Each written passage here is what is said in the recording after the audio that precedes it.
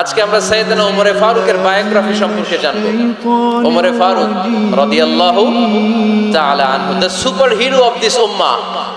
এই উম্মার super hero তিনি, ঠিক কি না? ওনার মুখের আগে লাঠি চলতো বেশি।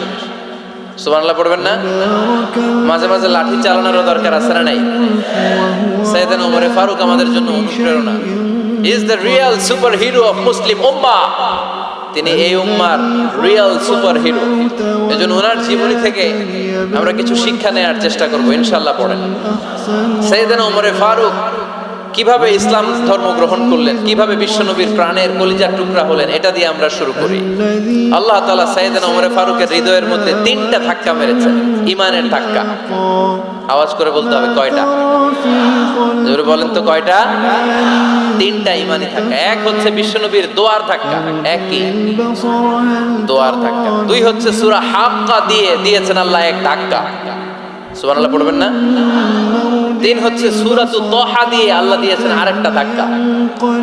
এই 3টা ঈমানি ধাক্কা যখন সাইয়েদনা ওমর ফারুকের হৃদয়ে লাগলো, উনি পড়তে আরম্ভ করেছেন আশহাদু আল্লা ইলাহা ইল্লাল্লাহ ওয়া আশহাদু আন্না মুহাম্মাদান আবদুহু ওয়া রাসূলুহু। চিল্লায়ে পড়েন আল্লাহু আকবার। বিশ্বনবী মক্কায় বসে বসে তাহাজ্জুদের সালাত পড়ে আল্লাহর কাছে দোয়া করলেন, আল্লাহুম্মা আইজ্জাল ইসলাম বিআহাব্বির রাজুলাইনি ইলাইক। ও আল্লাহ, 2 জন লোকের নাম বলবো, 2 জনের দরকার নেই। এই 2 জনের একজনকে আপনি ইসলামের সুশীতল ছায়া তলে এনে ইসলামকে বিজয় দান করে দেন। মুহূর্তের মধ্যে দোয়াটা কবুল করে নিয়েছে কে? বিশ্বনবী বললেন, আল্লাহ 2 জনের নাম বলবো আজকের দোয়ায়। আবি জাহল ইবনে হিশাম, হয়তো হিশামের বেটা আবু জাহেলকে আপনি ইসলামের ভিতরে নিয়ে আসেন, কিংবা ওমর ইবনুল খাত্তাব, খাত্তাবের বেটা ওমরকে আপনি ইসলামের ছায়া তলে নিয়ে আসেন। ওমরে ফারুকের জন্য দোয়াটা কবুল করে নিয়েছে কে? মক্কার যে অবস্থা, আল্লাহর হাবিব সাল্লাল্লাহু আলাইহি ওয়াসাল্লাম বুঝলেন মক্কার এই 2 জনের একজন যদি আমার সাথে না থাকে তাহলে মক্কায় দাওয়াতি কাজ চালিয়ে যাওয়া যাবে। আল্লাহর বললেন, আল্লাহ বেশি চাই না, এই 2 জনের একজন, হয় আবু জাহেল নয় ওমর, হয় আবু জাহেল নয় ওমর। বিশ্বনবী যখন দোয়া করলেন, এই দোয়ার একটা ঈমানি ধাক্কা, নূরানি ধাক্কা সাইয়েদনা ওমর ফারুকের হৃদয়কে স্পর্শ করে ফেলল। দোয়া ইজ লাইক এ মিসাইল। এই যে আমরা দোয়া করি, এটা মিসাইলের মতো। যুদ্ধে মিসাইল হামলা করে না? মিসাইল হামলা করার পরে এই মিসাইল লক্ষ্য বস্তুতে যে ভেদ করে, ঠিক কিনা? তেমনি দোয়ার মতো যদি আপনি দোয়া করতে পারেন, আপনি যেই জন্য দোয়া করেছেন ঠিক ওই জায়গায় যে আপনার দোয়া স্পর্শ করে। সুবহানাল্লাহ পড়বেন না? বিশ্বনবীর দোয়ার মাধ্যমে প্রথমে সাইয়েদনা ওমর ফারুকের হৃদয়ে এক ধাক্কা লাগলো। 2 নম্বরে রব্বুল আলামিন সূরাতুল হাক্কা দিয়ে ওমর ফারুকের হৃদয়ের মধ্যে দিলেন এক ধাক্কা। পড়েন আল্লাহু আকবার। কোরআনের ভেতরে সূরাতুল হাক্কা নামে একটা সূরা আছে না নাই? আল হাক্কাতু মাল হাক্কা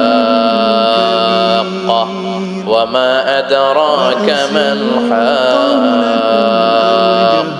পড়েন আল্লাহু আকবার। বিশ্বনবী যখন দোয়া করলেন, ওই দোয়া যখন সাইয়েদনা ওমর ফারুকের হৃদয়ে স্পর্শ করলো, সাইয়েদনা ওমর ফারুক সব সময় বিশ্বনবীরে ফলো করতে আরম্ভ করলেন। বিশ্বনবী ডানে গেলে লুকিয়ে লুকিয়ে ওমর ফারুক ডানে যায়, বিশ্বনবী বায়ে গেলে লুকিয়ে লুকিয়ে ওমর ফারুক বায়ে যায়। বিশ্বনবী একবার মসজিদুল হারামে যে নামাজ পড়তে শুরু করলেন, ওমর ফারুক তখন বিশ্বনবীর পিছু পিছু ছদ্মবেশে পেছন থেকে যে বিশ্বনবী কিভাবে নামাজ পড়ে দেখতে শুরু করলেন। বিশ্বনবী ইন দা মিন টাইম এশার নামাজে আল হাক্কাতু মাল হাক্কা তেলাওয়াত শুরু করে দিলেন। আল হাক্কাতু মাল হাক্কা তেলাওয়াত শুরু করে দিলেন। তেলাওয়াত করতে করতে বিশ্বনবী যখন তেলাওয়াত করতেছে, ওমর ফারুক এরকম দুলতেছে আর মজা পাচ্ছে। ওমিয়া বিশ্বনবীর কণ্ঠ বুঝি আমার মতো কণ্ঠ, আপনার মতো কণ্ঠ, আহমদ বিন ইউসুফের কণ্ঠ, আব্দুল বাসিতের কণ্ঠ না? বিশ্বনবীর গলায় যে কি সুরের ঝংকার আল্লাহ দিয়েছেন, কি সুরের লহরী আল্লাহ দিয়েছেন, একবার যে শুনতো পাগল হয়ে যেত। আল্লাহু আকবার। বিশ্বনবী সূরা হাক্কা মন্ত্রমুগ্ধ তেলাওয়াতে, মন্ত্রমুগ্ধ সুর দিয়ে, মন্ত্রমুগ্ধ কণ্ঠ দিয়ে তেলাওয়াত করতে লাগলেন। এশার সালাতে ওমর ফারুক দুলতে লাগলেন। ওমর ফারুক যত শুনেন অবাক হয়ে যায়, যত শুনেন অবাক হয়ে যায়, যতই শুনে অবাক। কিরে?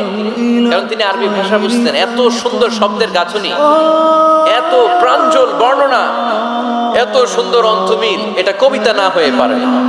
উনি মনে মনে ভাবলেন এটা মনে হয় কবিতা, it might be poem, it could be poem. Muhammad মনে হয় কবি হয়ে গেছে, তার কাব্য প্রতিভা দিয়ে সে এটা বানিয়েছে। তা না হলে এত সুন্দর কথা, এটা কবিতা না হয়ে পারে। ইন দ্য মিন টাইম বিশ্বনবী কিন্তু দেখতেছে না যে পেছনে ওমর। বিশ্বনবী তেলাওয়াত করছিলেন, ইন দ্য মিন টাইম বিশ্বনবী পড়ছিলেন ওমা হুয়া বিকাউলি শাইরিন কলিলাম মা তুমিনুন। এর অর্থ হলো এটা কোনো কবির কথা নয়, খুব অল্প সংখ্যক লোকই তোমরা ঈমান আনো। সুবহানাল্লাহ পড়েন। এটাকে বলে কোইন্সিডেন্ট। কোইন্সিডেন্ট হুট করে অনেক সময় মিলে যায়, যায় কি যায় না? আপনি একজনের কথা ভাবতেছেন, বাজারে গেলেন, বাজারে যেই দেখেন ওই লোকটা দাঁড়ায় আছে, এরকম হয় কি হয় না? কোইন্সিডেন্ট। ওমরে ফারুক মনে মনে যেটা ভাবতেছে ওই কথা দিয়ে বিশ্বনবী তেলাওয়াত করতেছে, আল্লাহু আকবার। বিশ্বনবী যে আয়াত তেলাওয়াত করছিলেন, আয়াতের অর্থ হলো এটা কোনো কবির বানানো কবিতা না, খুব অল্প সংখ্যক লোকই তোমরা ঈমান আনো। ওমরে ফারুক আটকে উঠলেন, থমকে দাঁড়ালেন। ঘটনা কি? আমি মনে মনে ভাবলাম কি রে, এত সুন্দর কথা, এটা তো মানুষের কথা হতে পারে না, এটা নিশ্চয়ই কবিতা, কবির কথা। কিন্তু মুহাম্মদ এখন আবার পড়তেছে ওমা হুয়া বিকাউলি শাইর, এটা কোনো শায়েরের কবির কথা নয়। কলিলাম মা তুমিনুন, অল্পই তোমরা ঈমান আনো। তার মানে আমার মনে যা চলে মুহাম্মদ এটা টের পায়। মুহাম্মদ গণক, নাউজুবিল্লাহ পড়বেন না? মুহাম্মদ অনেক বড় মাপের একজন গণক। মানুষের হৃদয়ে কি চলে, মনে মনে কি ভাবে, মুহাম্মদ না দেখেও বলে দিতে পারে। ইন দা মিন টাইম বিশ্বনবী পরের আয়াতে বললেন ওয়ালা বিকাউলি কাহিনিন কলিলাম মা তাযাক্কারুন। এই আয়াতের অর্থ হলো এটা কোনো গণকের বানানো গণনা নয়, খুব অল্প সংখ্যক লোকই তোমরা উপদেশ হিসেবে এটাকে মানো। সুবহানাল্লাহ পড়েন। এবার আর ওমরে ফারুকের সহ্য হয় না, কি আজীব তামাশা। প্রথমে মনে করলাম কবিতা, মুহাম্মদ কয় কবি না, সে কবি না, এটা কবিতা না।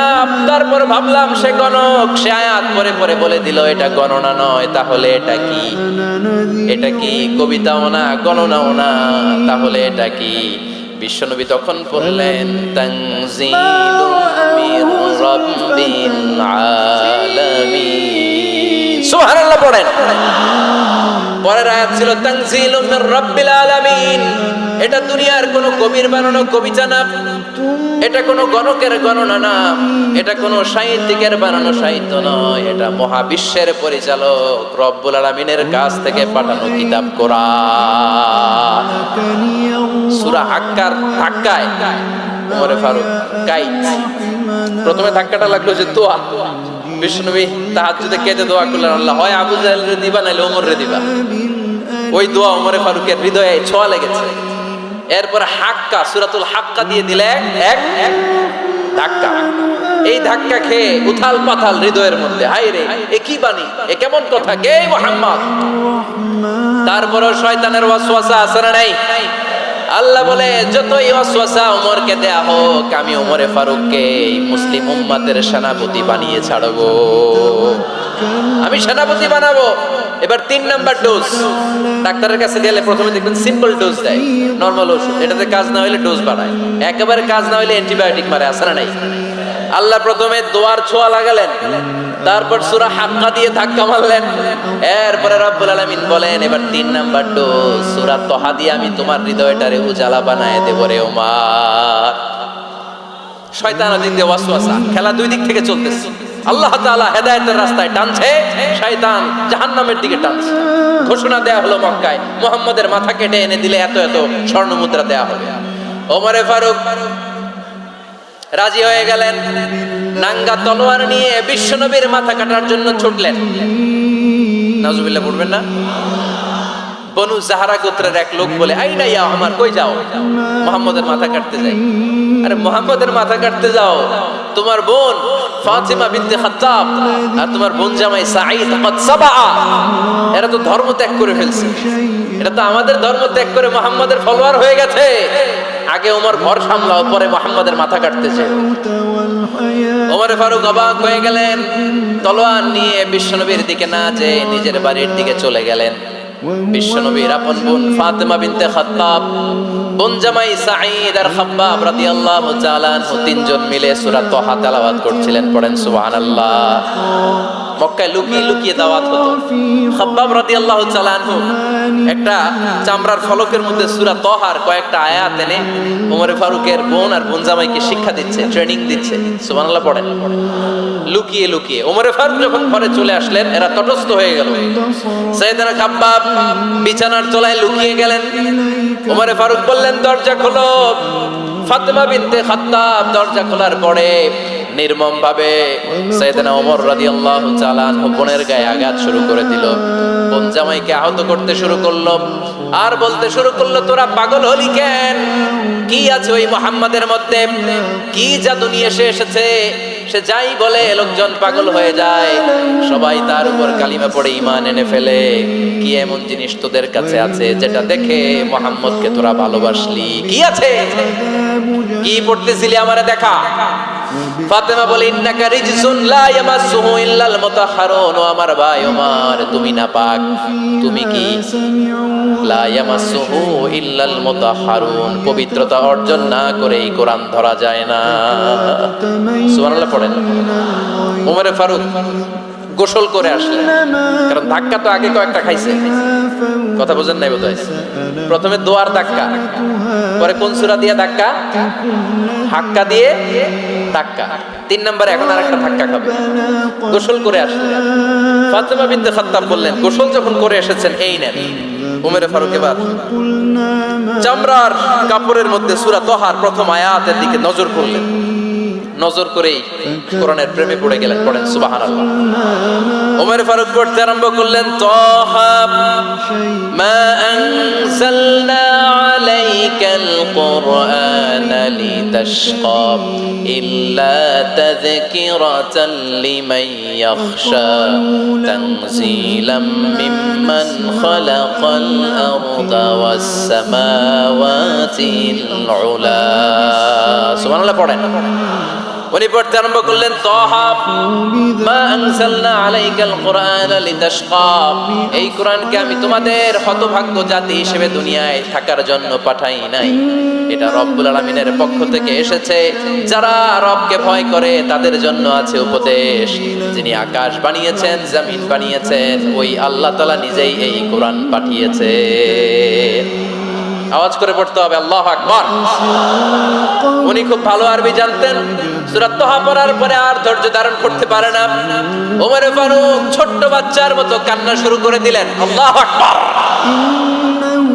সূরা তাহাটা হাতে নিয়ে, তলোয়ারটা হাতে নিয়ে বিশ্বনবীর দিকে ছুটতে আরম্ভ করলেন। আইনা মুহাম্মদ, কোথায় মুহাম্মদ? তোমরা আমাকে মুহাম্মাদের কাছে নিয়ে চলো।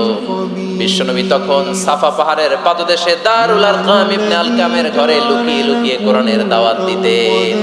ওমরে ফারুককে পাগলের মতো ছুটে আসতে দেখে বিশ্বনবীর চাচা হামজা ইবনে আব্দুল মুত্তালিব বলল, নবী আপনি পালান। ওই যে খাত্তাবের বেটা ওমর আপনাকে অপমান করার জন্য, আক্রমণ করার জন্য তেড়ে এসেছে। সাহাবীরা বললেন, নবী আপনি পালিয়ে যান, আমরা সামাল দেব। বিশ্বনবী বললেন, না আমি পালাবো না, বরং তোমরা সরে যাও। ওমর ইবনুল খাত্তাবকে আমার দরবার পর্যন্ত আসতে দাও।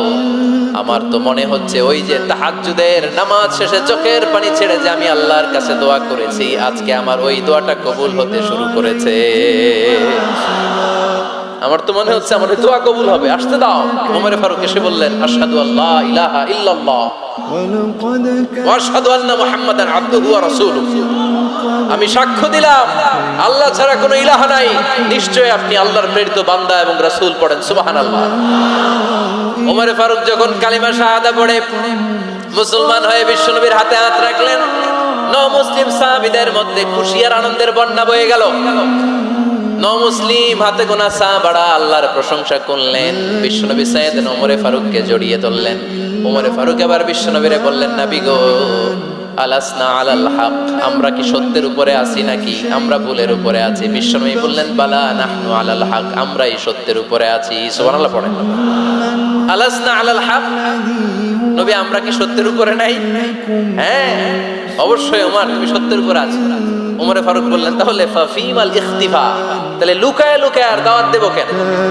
আমি তো কালিমা পড়ে ফেলছি, আসেন আমার সাথে বের হই। ফাফিমাল ইখতিফা, আর লুকায় লুকায় কেন? আসেন আমরা বাইরে বেরোই। বিশ্বনবী বললেন, ওমর এটা মাক্কি জীবন, এখানে আমরা একটু গোপনে গোপনে দাওয়াত দিতে চাই। ওমরে ফারুক বলে, না, আমার দায়িত্ব, আমি একটা মিছিল দিতে চাই নবী। আল্লাহর নামের তাকবীর দিতে দিতে দারুল আরকাম থেকে শুরু করে মসজিদুল হারাম পর্যন্ত একটা মিছিল দিয়ে আমি মক্কা কাঁপাইয়া দেব। অনুমতি দেন। বিশ্বনবী দিতে চায় না। ওমর ফারুক অনেক বোঝানোর পরে স্বল্প পরিসরের একটা অনুমোদন পাওয়া গেল বিশ্বনবী সাল্লাল্লাহু আলাইহি ওয়াসাল্লামের কাছ থেকে। কিন্তু মিছিল যে দিবে, মিছিলের জন্য লোকের দরকার আছে না নাই? এখানে লোক নাই, আমি একাই মিছিল দিতেছি। এটা জমবে, মিছিল জমবে। খুঁজে উনি 11 জন মুসলিম সাহাবা পেলেন। কয়জন? ওমরে ফারুক বললেন 11 জনই সই। এই 11 জন নিয়ে আমি আল্লাহর নামের তাকবীর দিব। 2 লাইন করলেন। কয় লাইন? 2 লাইন। পেছনে 6 জন, আর এই লাইনের নেতা বানালেন বিশ্বনবীর চাচা হামজাকে রাদিয়াল্লাহু তাআলা আনহু। আর সামনে 5 জন, তার আগে দাঁড়ালেন উনি নিজেই। তাহলে 6 6 12। বললেন এই 2 লাইনে আমরা তাকবীর দিতে দিতে, বেশি না, এই দারুল আরকামের ঘর থেকে, আপনারা জানেন যে সাফা মারওয়া এখন যে সাই হয়, এই সাফার পাদদেশে ছিল দারুল আরকামের ঘর। উনি বললেন এখান থেকে ওই যে কাবার গিলাফ দেখা যায়, কাবার গিলাফ পর্যন্ত আমরা এই তাকবীর নিয়ে ওখানে যাব। সুবহানাল্লাহ পড়বেন না? ওখানে উনি দাঁড়িয়ে ছোট্ট একটা ভাষণ দিয়েছিলেন। উনি বলেছিলেন, মান আরাদা আন তাসকুলা উম্মু ওয়া ইয়াতামা ওয়ালাদু ওয়া তারমিলা যাওজাতুহু ফালিয়াসুদ্দানি। খেয়াল করে শুনেন, কান দুইটা খরগোশের কানের মতো খাড়া করেন। উনি এক বাক্যের একটা ভাষণ দিলেন। ভাষণ দিতে জানলে বড় ভাষণ দেয়া লাগে না। এক বাক্যের ভাষণ দিয়ে গোটা বিশ্বকে ঝাঁকুনি মারা যায়। চিল্লায় বলো ঠিক কি না? ওমর ফারুক এক বাক্যের একটা ছোট্ট ভাষণ দিলেন। মান আরাদা আন তাসকুলা উম্মু, কে আছো মায়ের এই মক্কায়, কে আছো মায়ের বুক খালি করতে চাও? ইয়াতামা ওয়ালাদু, কে আছো বাচ্চাগুলারে, নিজের সন্তানগুলোরে ইয়াতিম বানাতে চাও? কে আছো তারমিলা যাওজাতুহু, নিজের স্ত্রীকে বিধবা বানাতে চাও? ফালিয়া সুদ্দানি, বুকের পাটা থাকলে আমি ওমর রে থামাও। ফালিয়া সুদ্দানি, দেখি মক্কায় কার এত বড় বুকের পাটা। কে আছো মায়ের বুক খালি করতে চাও, সন্তান রে ইয়াতিম বানাতে চাও, স্ত্রীকে বিধবা বানাতে চাও? ফালিয়া সুদ্দানি, পারলে আমারে ঠেকাও। এই বলে উনি আল্লাহু আকবার, আল্লাহু আকবার, আল্লাহু আকবার বলে স্লোগান শুরু করে দিলেন। এক এক স্লোগানে মক্কার মরুজমিন থারথার করে কাঁপতে আরম্ভ করলো। এই মিছিল মক্কার কেউ দেয়নি। মিছিলের আওয়াজ শুনে আবু জাহেল বাইরিস, উতবা বাইরিস, শাইবা, ওয়ালিদ ইবনে মুগিরা সব বের হয়েছে। কিরে, আমার এলাকায় এত বড় স্লোগান, কার এত সাহস? বের হয়ে দেখে মিছিলের সামনে ওমর। ওমর রে দেখে দিছে এক দৌড়। কারণ ওমরে ফারুককে থামানোর মতো বাপের বেটা মক্কায় দ্বিতীয়টা কেউ ছিল না। আওয়াজ করে বলে ঠিক কিনা?